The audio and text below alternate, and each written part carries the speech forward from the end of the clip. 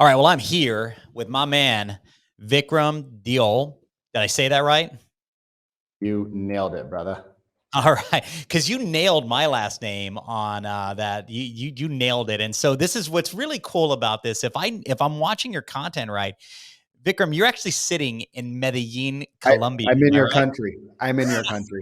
How I cool literally, is I'm like, that? I'm in Chris's country right now. I was like, I should have been treated a little bit more respectfully at the airport, but I'm going to let that one slide because you didn't know I was here. Dude, this is so full circle that you're actually in Medellin and we're having this show on the So Chris cool. Medellin show. So this is like what are the chances? But you and I met at a NAREP event Yep. and we were sitting next to each other for a little bit and then we just started kind of chopping it up and then I realized that you're a coach. And so for those of you that don't know Vikram, he's a formal coach who teaches agents and leaders how to make money and find fulfillment in their lives. And I thought you would be perfect for the series, which is my breakthrough series, which is stories from diverse professionals. And Cool. you really fit that. And, there's a lot of diverse individuals, you and me, who have brown skin, don't necessarily like to be pigeonholed in that. But the reason why it resonated with me is because you found so much success through really working hard. You were born in a traditional Indian home. You're a podcaster. Be real with Vikram Deol. You started your first bit. This is what's really cool, and one of the things I love because whenever I meet hustlers and people who are out there building businesses and entrepreneurs, it's usually they started off in some sort of sales position, and you did that. I mean, you started selling Selling Cutco weed. knives at 18.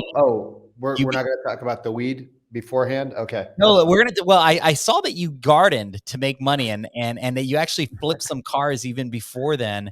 But I didn't wanna get to that just yet, but I mean, one of the coolest things is you were hustling Cutco knives, and so, Yeah. it almost goes hand in hand with the real estate business that, Yeah. you're doing, but you realized that at a really young age that you were a recruiter, you were growing a business, you understood what it took to really be a young entrepreneur hustling a product that was amazing. And then you realize that you were going to go into real estate and then did the same thing there. And so I'm super impressed with everything that you've done. Don't be But impressed. couple of, there's a couple of things that I've been watching that I really that actually really grabbed me. And this is really what it's about when you build a brand is that it's not necessarily what you do for a living that interests me. Right. What interested me is this biohacking that I'm watching today. And I wanna talk about that today because I think, extending your life cycle and doing the activities that are gonna keep you alive and healthy are extremely important to our mindset, our well-being, all those things, and I'm watching you do it. And so, dude, first off, thank you so much for taking time while you're traveling in Medellin and being here on this podcast. I know that there is somebody out there who's gonna listen to this that's gonna be inspired by your story. So, man, tell me all about it. How did you really figure out this your ability to use your voice and use your confidence to go out and create relationships and business with people? Yeah, first off, man, I've never heard anybody read such a bland bio with so much pizzazz. So, kudos to you. Whatever you're drinking in that cup, if it's magic mushrooms, a little bit of LSD, combo of both, that is actually part of biohacking. Just so you know. Yes. But whatever you do, man, I'm excited when we were sitting next to each other. I heard you chatting it up with Megan, and I'm like, because she lives in Florida. I was like, so how do you know Chris? She's like, oh, we just literally met 5 minutes ago. And I'm like, this is my boy right here. This is my jam. Like this, he gets it. Like he knows how to bring people out of their shell. Not that she needed help, but she's a rock star. But it's just like you had that jam. And so, to get into the biohacking, is that where you want to start, or where do you want me to start at? Well, dude, I think the biggest thing I want to get into biohacking, but I think the first thing that really resonates with me with you, and it's almost identical to what I noticed with you. There was some mystery to you. You were, I was talking to Megan, but I'm watching you with the corner of my eye, I'm like, who's this dude? And you know how we are. Like you were probably thinking, who's this douche, right? Like I I, was thinking, like I'm thinking, like, who is this dude? I don't know what this, but there's something about him. You're rocking a nice watch, you got nice clothes. I'm like, why? What is this dude? I got to figure him out. And then I heard you say something about coaching, and I'm like, boom, because I want to be in the coaching game. I'm already starting to develop, this program. And so I was like, if I could be in the room with this dude who's already 10 steps ahead of me in this process, I need to learn from him. And so, then we started talking, and you were giving me advice on my Instagram, and, it was just, that's what it's about, right? You go to these events and you right. just start meeting cool people. Just do. And, and so what I wanted to know about you is that it all starts with something in the way that you were brought up gave you a level of confidence that you can use your voice to go out and build business. And I want to start there. Where did that start with you?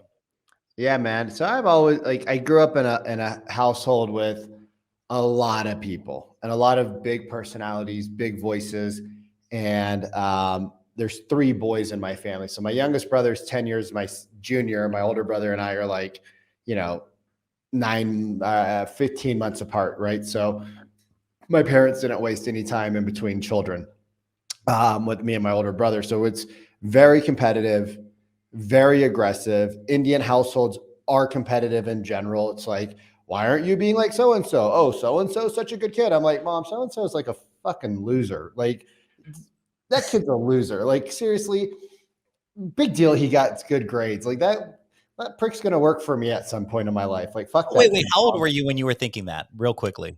Well, I used to tell my dad's staff at like 4 years old, if they gave me a shot, I would fire them.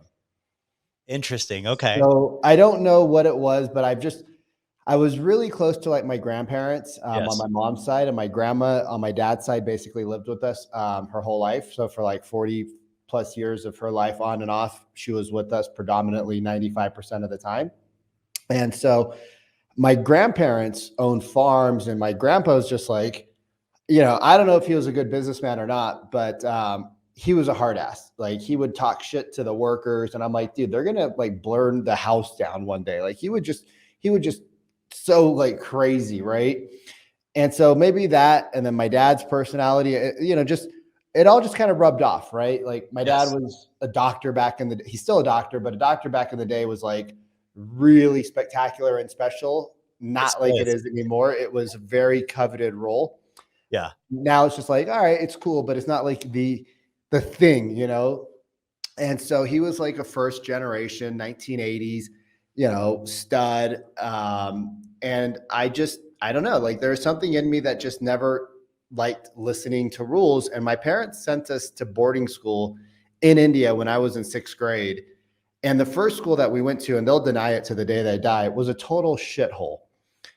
I'm talking like no running water, stones in the playgrounds, and like the school that we got pitched on, like the flyers, and the school that we ended up with, it was like the real estate agent picture you see. You're like, oh wow, she looks really nice, and this shows up and she's like, wah, wah, like the total catfish move, right? Like, I got catfished in sixth grade by my parents in a foreign country, bro.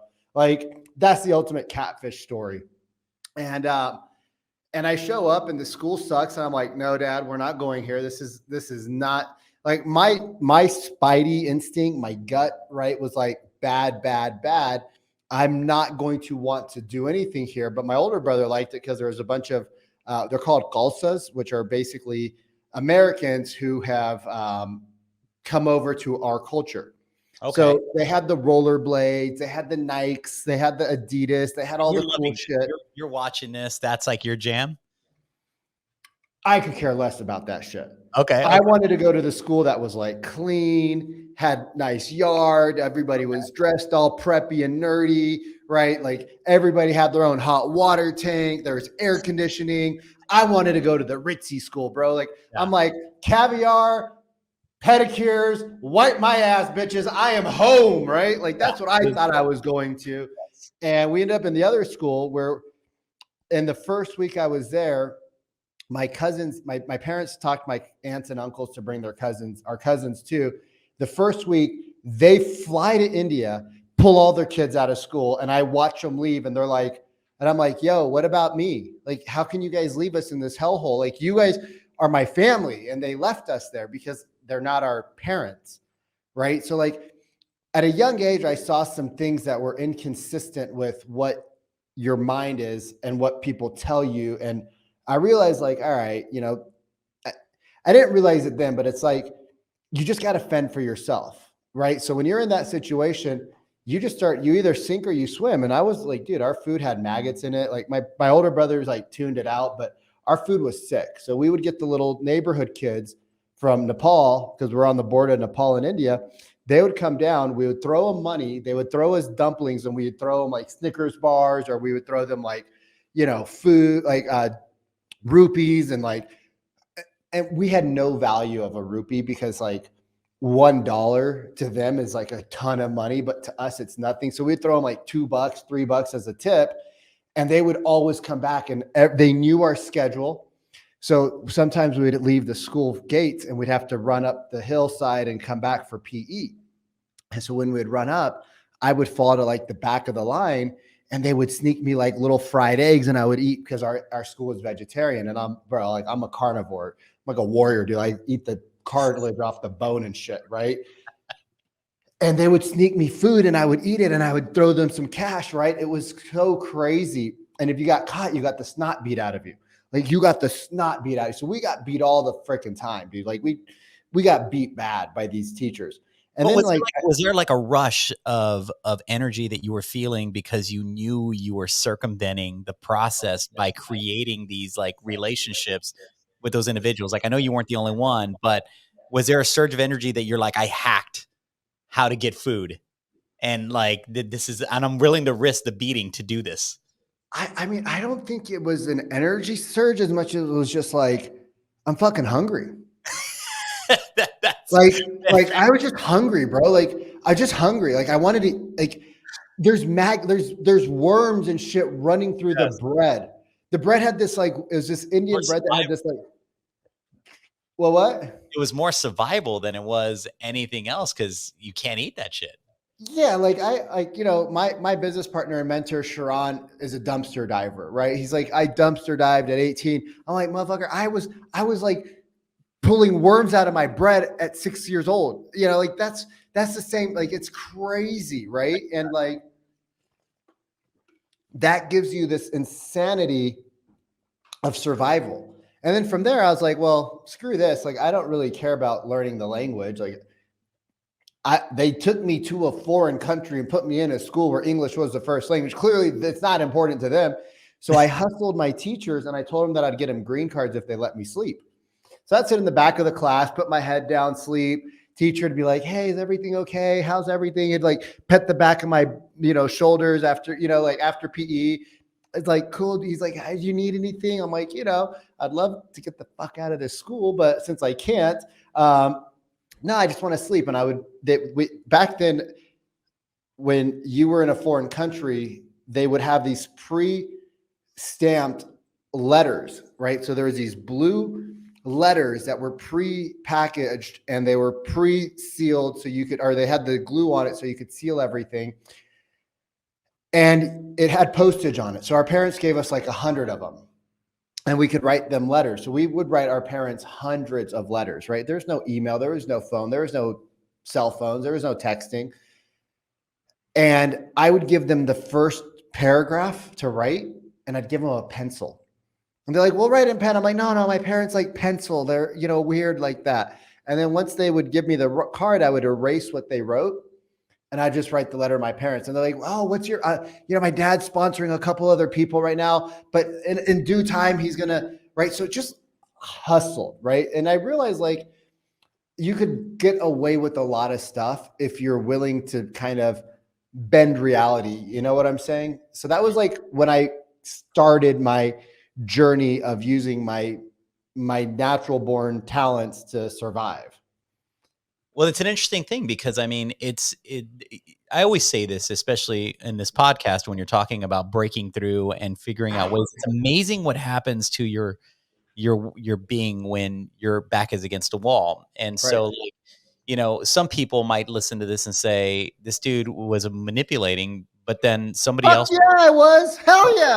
You go into sixth grade in a foreign country 25 years ago, and you tell me your ass ain't gonna do the same shit. Fuck That's you. what I'm. Hang up. That's what I'm hearing, This right? ain't your podcast. Go to the next one.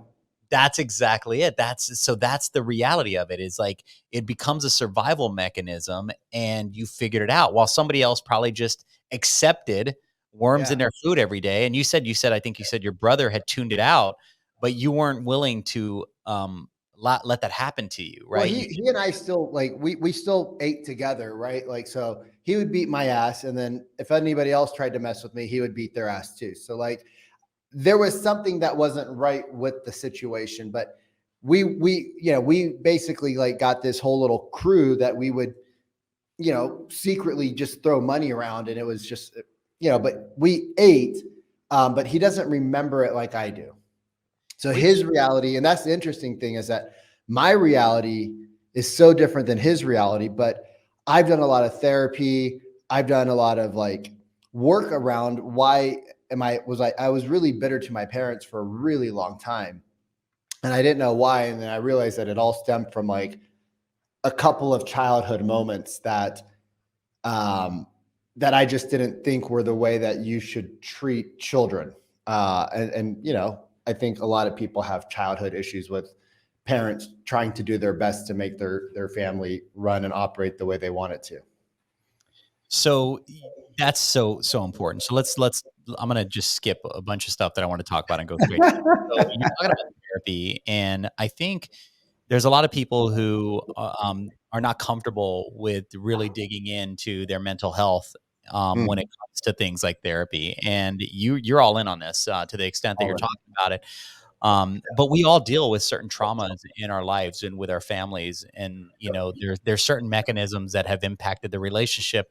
What was a catalyst that got you to say, you know what, I think I need to do some work on me, and pay somebody to sit with me and kind of figure out how to unwire this? I mean, when we were kids, my parents had taken us to therapy, and I started using drugs at a young age, like 14 years old. So we came back from India, and I did a year and a half of school prison, I call it, because I had no friends. Um, and then sophomore year, I ran into this kid from way back in the day, and he was like, "Oh, what's up, Vikram?" I was like, "Oh, so and so, what's going on?" Bad kid, right? He had a whole bunch of trauma in his life that he's now starting to unpack, but just not a good heart, smart kid, does bad things, right? Not a bad kid, just unguided. Yeah, we started smoking weed, we started selling weed, we started drinking. I mean, I almost crashed my dad's car at 15 drunk one night after we shut down the pizza place. Like I was 6 feet away from a those metal mailboxes, and I was going like 85 in a residential neighborhood, and the car just spun out. And then I ended up flipping that car with 7 Series BMW. I flipped that car off of a freeway a couple of months later. Like I was an out of control kid, right? Like I just didn't give a flying F. I still don't care about a lot of things, but I was just out of control. And you know, I went through a divorce. I got a domestic violence charge for trashing my ex-girlfriend's house. A few years later, after the divorce, I cheated on her.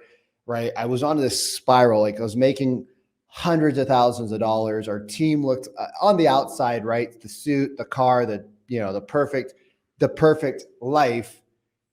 And inside, I was just unraveling at the seams. And I remember, Chris, that I was seeing my one of my parents' friends who have more money than they're probably one of the top 10 richest families I know, hundreds of millions, if not more money. And I remember I'd go to their house, right, and they had Bentleys in the garage, and they had you know S63s and blah blah blah. I remember going to their house one day, and I looked at the house, and the outside of the house was falling apart. A fucking $3 million house in Bakersfield in the 90s. Little chunks of the stucco, outdoor stairs needing work. And I'm like, why are you people so cheap? You Indians are so cheap. And then a few years later, I never forget this story. A few years later, I was like, they sent their kid to rehab. Their son had a bunch of, like, I used to buy drugs off their kid. We would get really fucked up together. And I remember one day talking to him and he goes, yeah, like I've had a lot of challenges in life. Kid went to NYU or Yale or one of these, smart kid schools. And I realized the parents were less concerned about the outside of their home. They were more concerned about the inside content. And I was like, oh shit, they weren't putting effort to make the house look great. They understood, hey, my son crashed his car at 16 years old. He had this dope ass Corvette that we just remodeled for him. He crashed it at 16 years old, drunk and high, and was in the hospital, right? My other kid has a problem. What are we not doing right to take care of our family? And they stopped doing a lot of other things and they started doing a lot of other things to rebuild their family and their children and the things that they needed. And I don't think, and the one thing that I will give them credit to is I think they asked their friends for help on how to raise their kids. Like, we don't know what we're doing wrong. Our kids are out of control. And they started asking for help. And my parents just can't do that. I love my parents, but they can't do that. So, after I end up in jail, hundreds of thousands of dollars in restitution, right? I'm alone getting it the last day that I was in work release. So it's not really jail, but it's still, you're checking yourself in and out every day. The last day, right, I was driving I had a Range Rover, but I parked it in my garage. I rented a car for the month. Obviously, you don't want to show up to jail in a Range Rover, like not the look you need. People are like, so you're rich, eh? Like fucking driving a Range Rover to jail, like checking yourself in and out every night. Like, wow, let's fuck this guy's life up a little bit. And so while I was there, like I had a group of 4 or 5 guys that we talked every night, and I would share things of like how to get out of like this rut and this negative mindset. But the last day, it's 6:00 in the morning, Seattle, rain, and I'm in this, Chevy Cavalier or some piece of shit car, and I'm alone. I'm alone. And like 2 weeks prior, this girl that I was dating, I was like, there's this one guy that I fucking can't stand out of your friends. If I'm there, that's cool. We can deal with him. But if I'm not there, just don't go out with him when I'm not around. So I'm going in to check myself in at night after the day. And I was talking to her. It's like, hey, what are you up to? She's like, oh, it's St. Patrick's Day. I'm going out with so-and-so. And I'm like, really? Like, out of all the, like, you got thousands of friends. I have 2 weeks left in this thing, right? I got sentenced to 30 days. I had 18 days that I had to serve because of good behavior. And I served a weekend in jail, like when I got arrested. I'm like, you don't have the decency to like, you tell me you love me, but you don't have the decency to like not go out with this guy for 2 weeks. And this is, I want to put some context to this really quickly. This is right before you're about to walk in and shut your phone off, right? You're about to walk into jail. Yeah, I'm like 9 minutes away from jail. And all you have left is this thought of the one insecurity that you've asked not to deal with, that you're about to deal with when you go into jail, to sleep with that all night long to worry about, right? I actually know that feeling of helplessness. And like, I just asked you to be cool, just be cool. And you had to deal with it. So what happened? So I was like, fuck it, we're done. I don't like, I'm hot. I'm rich. My name's on fucking Zillow and everybody knows who I am in town and I wear great looking suits. I can get females. Like my ex-girlfriend was 17 times better than you are. She would never do that. Same girl whose house I trashed because I obviously didn't have the self-worth to keep somebody like that. And and I was just like, you know what? I'm done with you. Like we chatted for a little bit afterwards, but it was just like there was nothing really left there because she was an alcoholic dealing with stuff. So broke people find broke people.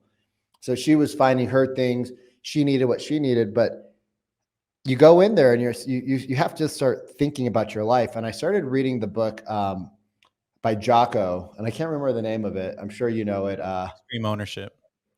And so I was like, why is my life the way that it is? Why am I doing the things that I am? And I realized like, I'm not going to get, Albert Einstein, the thinking that got you here isn't the thinking going to get you to where you want to be. I saw other examples in my life of people that I know that had everything, bro, working towards them. And now they're 60, 70, 80 years old and they're going to die alone. They're alcoholics, right? Their mom has to take care of them.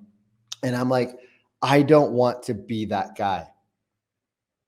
And I just had to start making choices. And I realized I needed help. I realized I needed therapy. I realized I needed to unpack a lot of things. I realized that I had an alcohol problem. I still have an alcohol problem. I'll always have an alcohol problem. Um, and it's just like, I don't want to be that guy that my billionaire uncle was like, God, Vikram, I had so much faith in you. I didn't care if you were as rich as I was, but I just had so much faith you were going to change the fucking world. And you did, but you made it worse. Mm. Like, That that's a kick in the gut, bro. I and mean, I've had conversations with him. Like, he's like, I can't believe you went to jail. And this guy, I'm sitting in his like 27, fucking 35, $48 million house. And I was like, can I just be honest with you? And he's like, yeah, what's up? This is like a year and a half ago. I was like, I was in jail for domestic violence, for drinking. He started fucking crying, bro. He had tears, like he had to turn his face because he had tears. And he's like, why didn't you tell me years ago? I was like, because of the Indian culture. I know it's hard for you to like step in. And he's like, yeah, I know. He's like, but he's like, I'm always here for you. He's like, that no matter how busy I am, you're one of my few that I will always pick up the phone for. He says, I'll send you text messages of things that make me proud and happy, right? A billionaire doesn't need anything. Like, he's got everything he wants. His family's happy. He's got money. It's little things. He sends me pictures of his kids' hockey tournaments, right? Like, that's what makes him happy. And he's like, I don't send those to all of the kids. I send them to you and a couple other, because I want you to know that there's something in you, and the way that we've connected over the years as well, right? Because he's a hustler, dude. I love it. But he's like, I never knew you had so much pain in your life. And it hurts me. And like, bro, and it's just like it's overwhelming. But like, if you don't deal with it, here's the craziest shit. If you don't deal with your pain, your kids will deal with your pain. And if they don't deal with your pain, the second generation will deal with the pain. And if they don't deal with the pain, the next, you are solely responsible to stopping the generational trauma right now if you choose to. And if you choose not to do so, cool. But if you now know, because you're listening to this, you're selfish and you're not willing to do the work to help your kids, which means every time you say I take a bullet for your kid, it's fucking a lie, because you're not willing to go get a therapist because it hurts so much. And let me tell you, it's hard as F to do it. But don't say you're willing to do anything, because the only thing they need for you to do is to heal yourself, and you're not willing to do it. So they don't need you to take a bullet. They're strong enough. But if you say these things and you mean these things, then you'll do it, because that's the truth. And I don't have kids I don't have kids that call me dad and that I know. And so like, you have a blessing, and all you have to do is go and make yourself better and love yourself more. And if you do that, bro, and you say you're willing to take a bullet, no, you're not. You're a fucking talker, and talk is cheap. dude, you know, a couple things. You have this. A lot of people don't realize that, because if they're basing everything off of this story, what people don't realize, and you've said a lot of things that might trigger people, I but hope so. what people don't realize is that you have seen success. You have had success at very, very high level, and chose to, give it away or lose it, or none of the success mattered because you had No. to deal with all these demons that have been growing inside of you since you were a kid, and you decided one day that you were going to address it and deal with it through therapy and through, self-help and all these things. But what but then what's crazy, Vikram, is then been this transformation of you now helping people live their best life. How did you make that transition to say, now it's time to give back? And I'll tell you this much, man. When I was looking for a coach, and I think there's two types of people in the world. There's people with coaches and people without coaches. And I've always been the person without. And part of this is I wanted to find somebody who who had like a little bit of a similar background as me to um to coach me. And for example, that lived the hardships that I lived through, that didn't grow up in a, in like, with money. And I couldn't find it. I couldn't find anybody in the industry that I was like, I want to be you. You're just 5 steps ahead of me and I want to follow in your footsteps. And you are an individual who has lived, and you're for coming from you and I both come from cultures where what you just said is very shameful. Yeah, It's bro. we live with shame. Like, I mean, it is embedded in our culture to do something wrong and feel ashamed for many, many years. Well, part of your therapy, it seems like, is that you're talking about it and you're putting it out into the world because there's an end to this story that you're changing. Talk to me Yeah. about that, man. How have you gone from where you were to now? What were the steps you took? Because somebody out there is living your life right now and doesn't know how to get out of it. Everything's a snapshot. It's a snapshot, man. It's a snapshot of who you were. So if you listen to Atomic Habits or you read the book Atomic Habits, they talk about I don't know what the dude's name is, but brilliant man. He talks about how if you want to get the people into it, if you want to get drug addicts, right? So people coming back from Vietnam, hooked on all sorts of crazy drugs. They came back 90% success rate that they're no longer using drugs. Why? Their environment changed. Disciplined people aren't disciplined. They just take out the temptations, right? So in my houses, and that's why it's hard for me to visit my family, but in my house, I don't have alcohol. And if I do, it's buried so far in the back of the back of the back of the back of the low part of the shelf that I forget about it. I only buy it if a female's coming over and there's a date, right? Or friends bring it over, right? Otherwise, I don't really buy alcohol because I know that if I have it around me enough, my environment's going to cause me to want to have it. So what do I have in my backgrounds? I have my bikes, I have my cold bath, I have my hyperbaric chamber. I have the things that I know are going to give me longevity, because if I feel good, strong, and healthy, I am not going to revert back to that weak little inner bitch that's like, come on, Vic, come on. Let's go become fucking crazy victorious tonight and get fucked up and go pick up some chicks, like, and Do make you you deal feel with good that, for a second. Vikram? Do you deal with that when you've had success, or do you deal with that when you're not feeling success, or is it both of them? When All do the you time, feel that temptation just all the time is just all on the your time, shoulder talking to you? all the time. There's that little, they're right there, right here, right now. They're always there. Like it's always, you suck. You're a piece of shit. You're a wannabe. You're an imposter. You have $200,000 in debt still. You think you're an entrepreneur. You're not. And then there's this other guy that's like, yo, shut the fuck up, you motherfucker. I will beat the fuck out of you. Do you know what I've done over here to make myself better? Do you know what I've done to make myself a human that people want to be around and like and love and call up and be like, yo, what's up? I'm checking in on you. I haven't seen you in a minute. Like, why aren't you calling me? Dude, I have an inferiority complex that's probably bigger than the fucking than anybody in the world. It's like, I don't think, like, when people start saying, hey, I want to be your friend, I just dip, bro. Because I, you think that there's a hidden agenda there, of course, man. Like, or I you don't just don't trust wanna be close nobody. to anybody, or you just don't want to be close to anybody. I'm scared, like I got this girl right now that fucking adores me. And I'm like, she just wanted my hyperbaric chamber because I'm traveling for 4 months. She This is got like it. getting stuff She your got mind. it. Now she's gonna bail on me.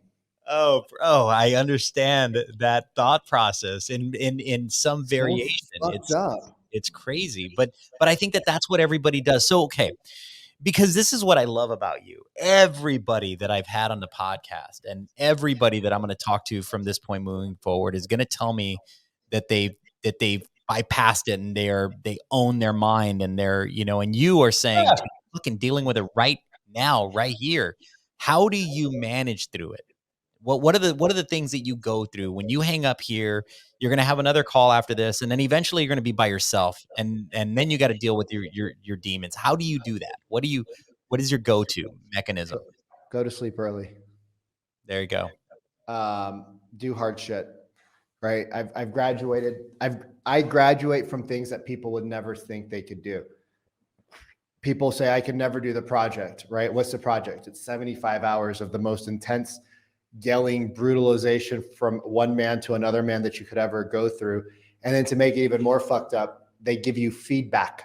And then to make it even more fucked up, they have the peers that you're suffering with give you feedback. And you have to give them feedback. And you're like, you suck. Why? Because you're an asshole. Well, I've heard that before, but why? And then they give you the reasons why, and you're like, oh, I can't even say anything because you're 100% right. And I quit the project the first time. Like they pushed me to the limits and I quit. I gave up because I broke. And I was like, what the fudge, man? Like, holy shit. A couple of grown ass men yelling at you for 45 minutes and you broke after 50 hours. You fucking coward. And I looked every single one of them in the eyes and I said, I will be back. And I came back and I finished. Right.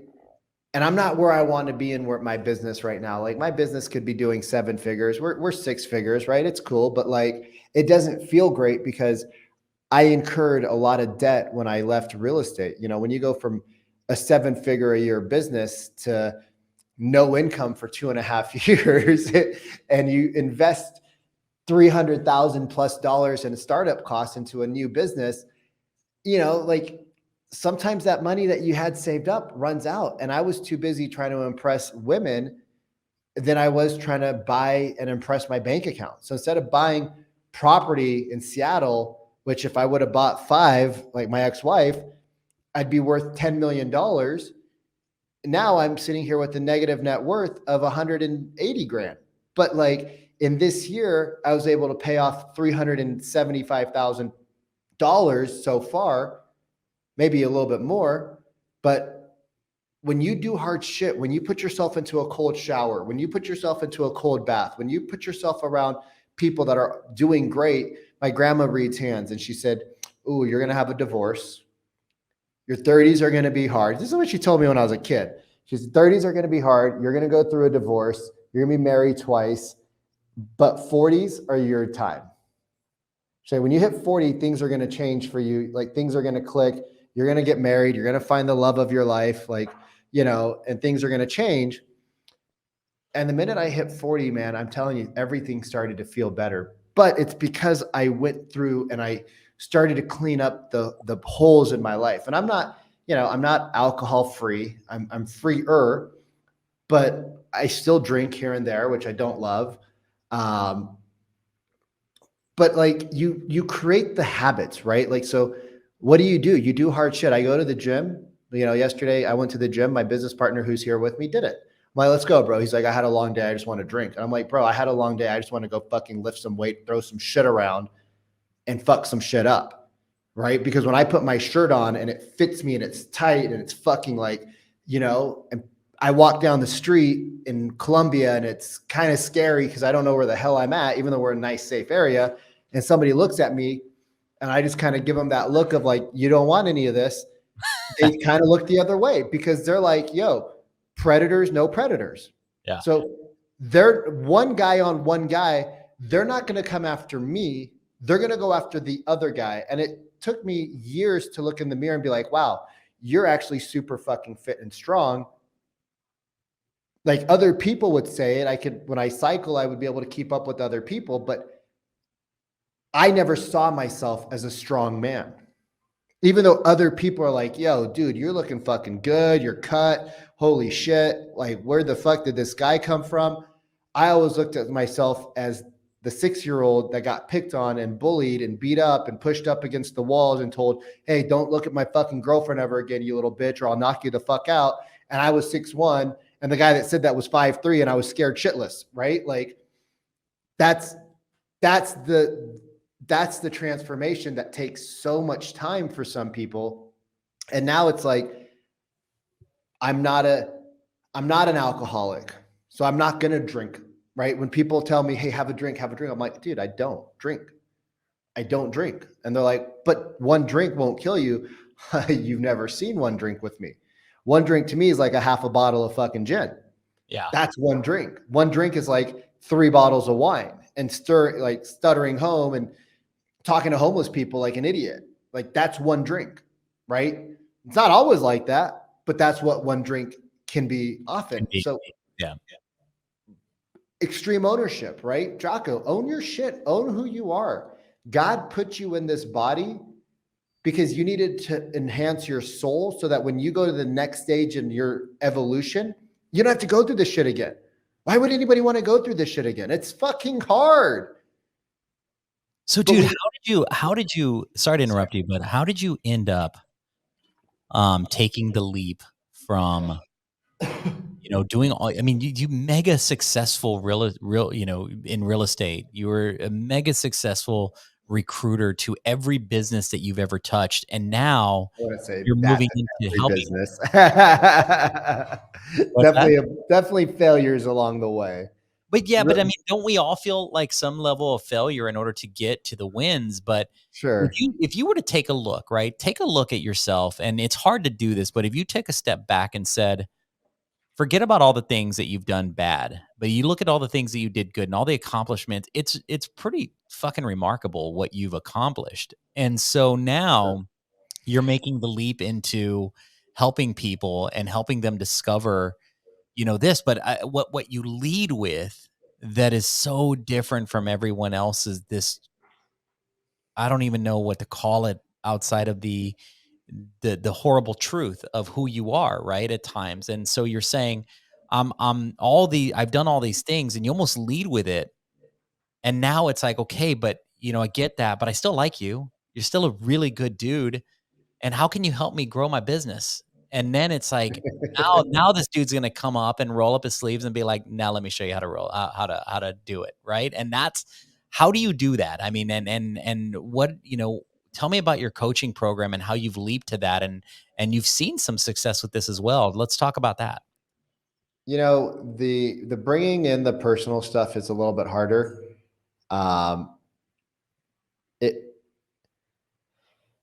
It's not, I haven't incorporated it as much because it's not relevant on a daily basis for what a lot of people are going through, but it is relevant for them to know that they have somebody in their corner, that if they need something, they have access to me.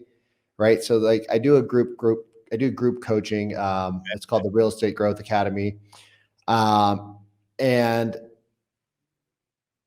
what I tell all my clients is like, look, if you have something personal in your life going on, even though that's not a business thing, it's affecting your business. So reach out to me. And I know that not everybody's capable of sharing their inner darkest secrets on a public platform with 15 people that they sort of know or don't know, depending on how long they've been in the program for. Mm-hmm. I said, just reach out to me privately. I've been in jail. I've been divorced. I have a whole slew of rap sheet type of shit. And the difference between you and me and other people is that I've been through that stuff and I've come out and I've never given up. And so if you're facing some sort of mental hardship, relationship thing, right? I'm not in a relationship, but I've done enough relationship therapy because I want to have a solid relationship that I needed to realize what I was doing to sabotage relationships. Reach out, right? Like reach out. Like I'm not a marriage counselor, but I probably know a lot more than a lot of marriage counselors that have not had tough relationships or have not seen challenging relationships, right?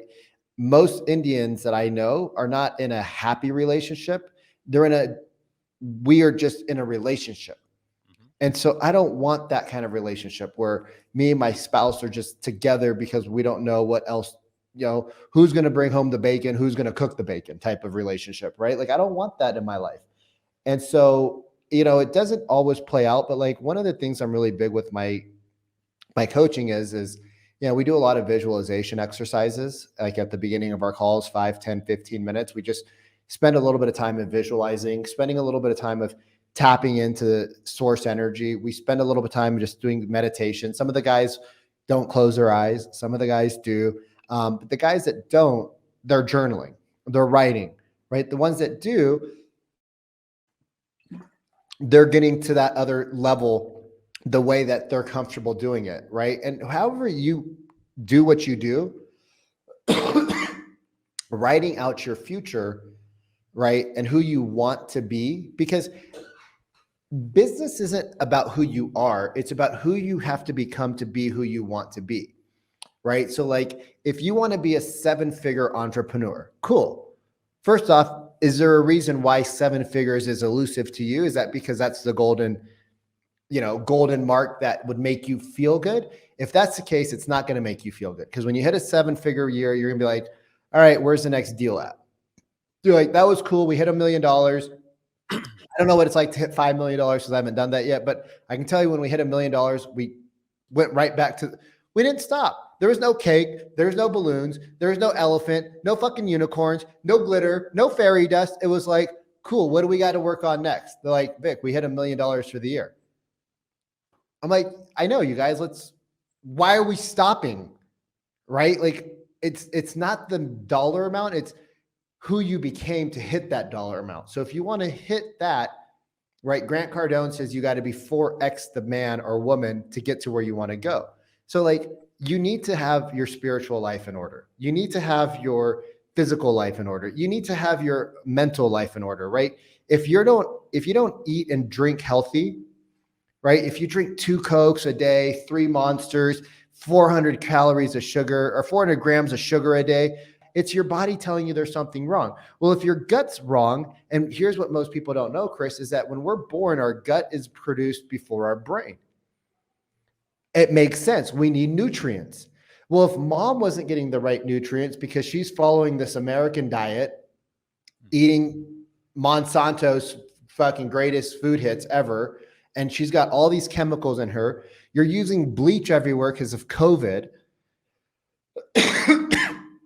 All those chemicals, your body just can't get rid of. There's so much chemicals in our environment. Your body can't rid of it.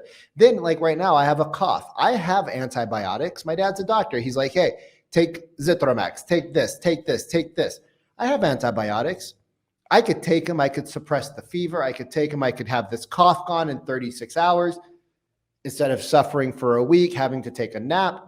But if I do that, Chris, I don't let my body strengthen. So when it comes to coaching, before we can get to the other stuff, most people, we have to get through like some of the real things, which is some of the mental things, right? Why are you every year hitting $120,000? Right? What if you know how to hit 120, just hit 120 in Q1 and go party the rest of the year. Yeah. Because it's not that you don't have enough leads. It's not that you don't have enough skills. It's not that you don't have this. Your mind has told you that you're worth $120,000 and that's what you're going to do. And so if we can start getting people to visualize who they need to become on a weekly basis, even if it's just one time with me, and then they start saying, hey, that felt good, I'm going to do that a couple more times. Now we can start to really hammer in the tactics, right? Hey, say this, hey, say that, hey, do this, hey, do that, hey, wake up, be like this. But if you don't feel like you're the type of person who deserves that success, you're not going to do the activities, which is why most people don't implement, because they're like, well, I'm not $1 million producer, so I'm not going to do the $1 million producer things.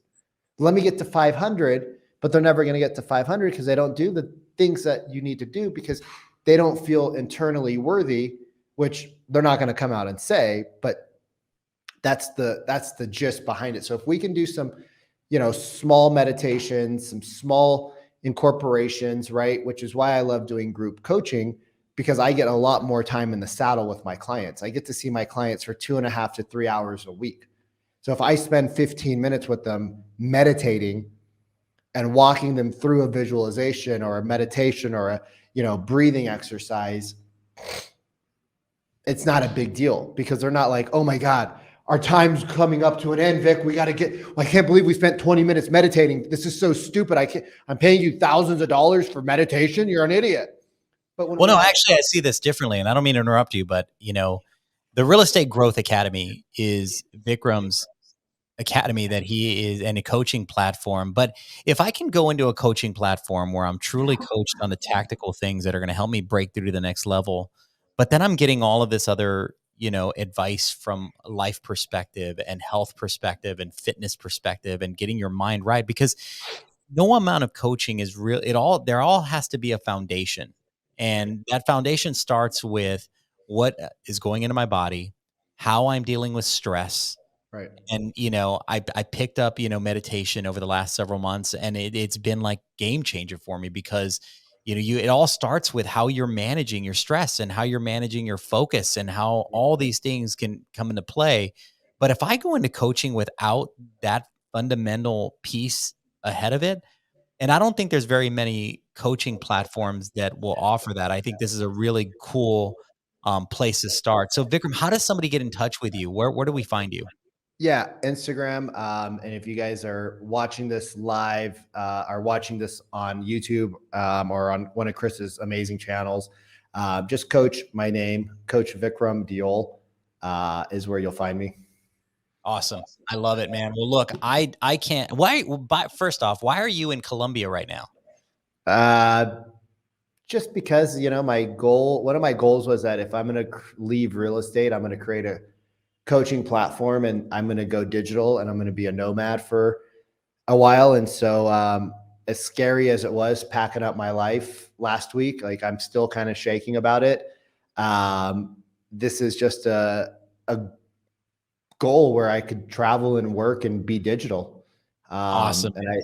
And yeah, I'm envious of it, and I think a lot of people are, because if you could build, and live that laptop life and see the world and change lives while you're doing it, all the more power to you, man. But I would say, guys, if you're in real estate and in even in mortgage, and you're looking to break through the next level, talk to my man Vikram right here and look him up, because not only does he have an amazing story, his truth is really what sells me on why I would ever want to partner with somebody, because I don't want to hear and just deal with somebody who's flexing the entire time.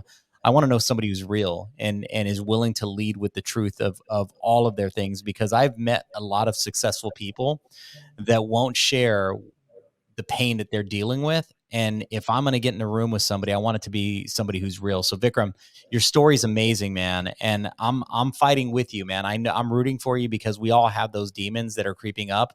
And I know you'll continue to overcome them, but I do want to continue to connect with you and collaborate with you and be friends with you. And so uh, let's keep this conversation going, brother. I appreciate being on the show, man. And sorry for talking 97% of the I time. love it, dude. No, I'm in awe, man. And a lot of times I love not really talking before this, because I want Yeah, to get that authentic conversation from you. And I feel like you and I were just chatting it up. So this is how I want it to be, man. This is authentic as it comes. So thank you, brother, for being here today. I appreciate you, bro. You guys have a good one. Thank you. Thank you, brother, for being on.